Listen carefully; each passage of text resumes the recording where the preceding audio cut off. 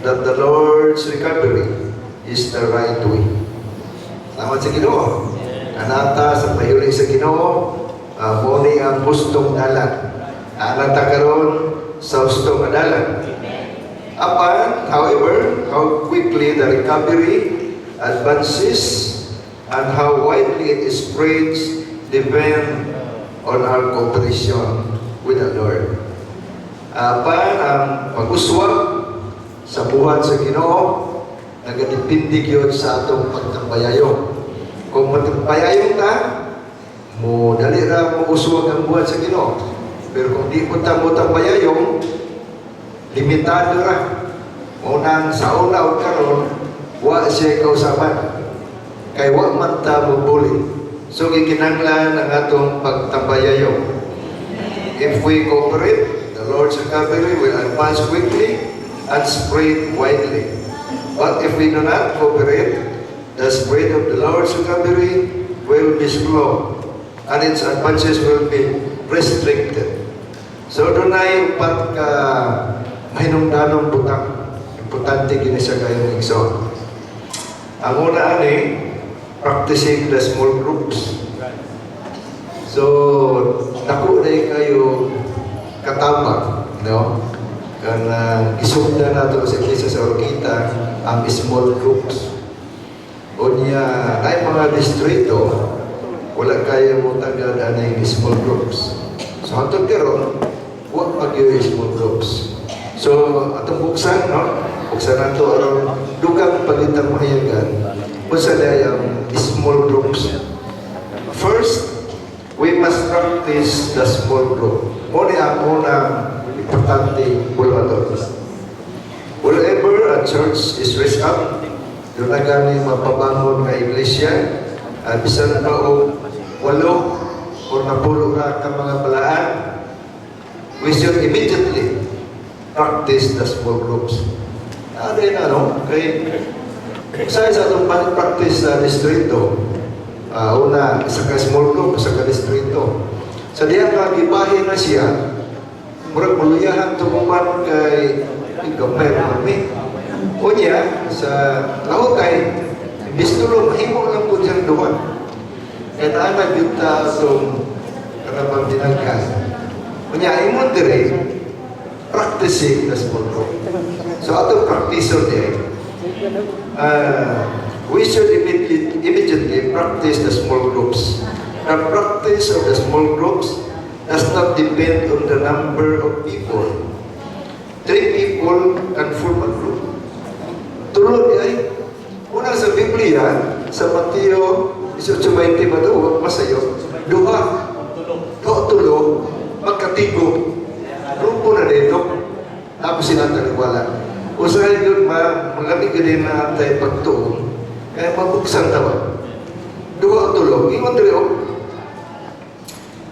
3 people can form a group, 5 people can form a group, or a group can be formed even 2. Bisa duha pwede, tulo pwede, 5 pwede, makatabang na siya. There are many details related to the small groups. All the co-workers, the senior co-workers, the middle-aged co-workers, and even those who are just beginning to serve full-time should spend time to study practice of the small group. This is not a simple matter. Wala na itong small group. Wala kayo siya kalahutay. Kay kulang taong pag-practice. Tungod, dili din ay simple nga butang. So, inana tayo small group, no? Gikan sa kasaysayan sa Iglesia, 50 years of experience of the Lord's Word, we can say that since the time of the apostles, sugod pa di ay sa mga apostoles. Pakita na nato sugod sa apostoles, ang pipila lang ka mga balaan ang nagkaamgo that the small group is the basic and excelling way to build up the church. O dahil unsa ka-importante, sukaranon ang small group alang sa pagtukod sa iglesia. The Lord's recovery has been among us for 63 years. Dugay na. And although we have practiced the small group in the past, we did not stress them. Wala, kihatagan ng ibugaton. Ana ni siya sa una, pero wala siya atagi o importansya o ibugaton. Nor we did take the time to study them. This is our shortage. Muna pagkulangon, and it has delayed the Lord for more than 30 years. Unang dugay na, nalangan ang pag-uswag sa Ginoo. We must see the importance of the small group. If we do not know how to have a small group, we do not know how to do the Lord's work. Kung di ta mahibalo, unsa ang small group, di po ta kabalo, unsa ang buhat sa Ginoo. Tungod ini, kikinahanglan ang pagkarton. Kani, kanang negosyo, kinahanglan man siya katunan, no? Kanang tunan, studyhan, we must continually learn and study in order to make progress. So, importante kita yung pagpansay, pag-practice sa small group. Ay mga pagi kay upat man siya. No? Our practice of the small group is only at the initial stage. It was only in the past 3 to 5 months that we began to have a heavy burden for the small groups. I regret that I have not led the brothers in these matters. So, katong kung tanaw ni mo, all ages, no? Anong pagkitaron, makaalagad na. So, katong mga bago pa, magtuon, katong mga sinati na, mutabang po. So, tabangan siya ba? Tabangan siya ang small group. No? The older and middle-aged co-worker will focus on helping. Muna siya, tabang siya. Tabang siya sa mga sopan. This will be 90% of our labor. By practicing the small group, we will double our result. O dubli. Munang pagpamutana, pila mo kabog niya. Muna, pagpamutana sa pila katuig, mo gyapon. Kaya wala na yung pansay, i-practice ang small group. Ikadua, di man po pwede kung ang small group, wala tanaw ni mo, gwapo man kaya ang small group. Pero, kulang siya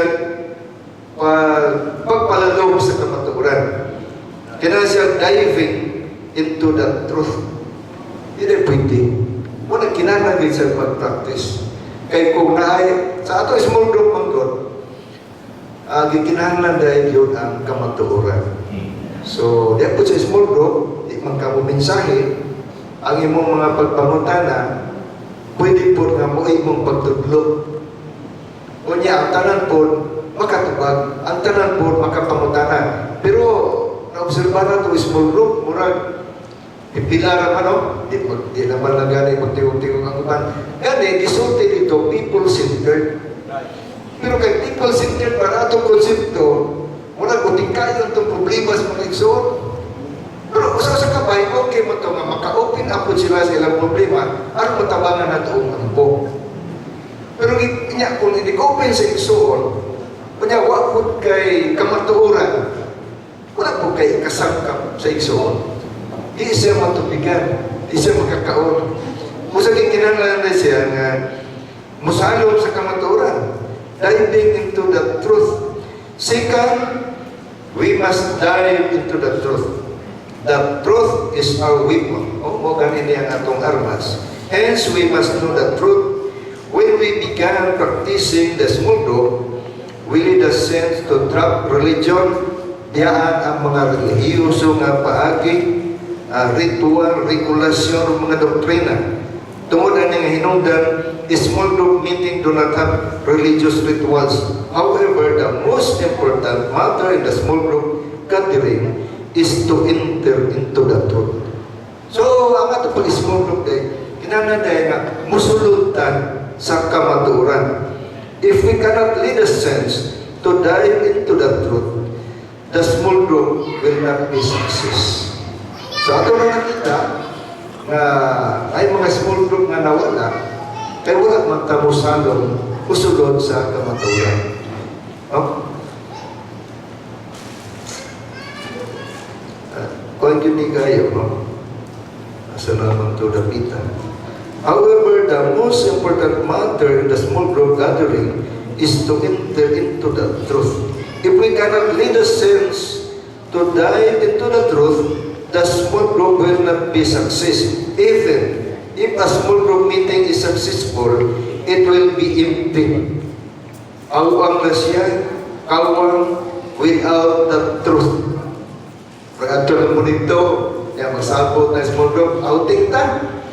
Kaon dito, banding-banding. Pero wala pa siya ikon.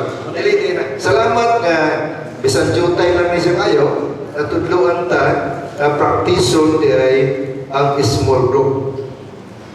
Therefore, we must endeavor to lead the saints into the truth. In order to do this, we must have a deep and broad knowledge in the truth.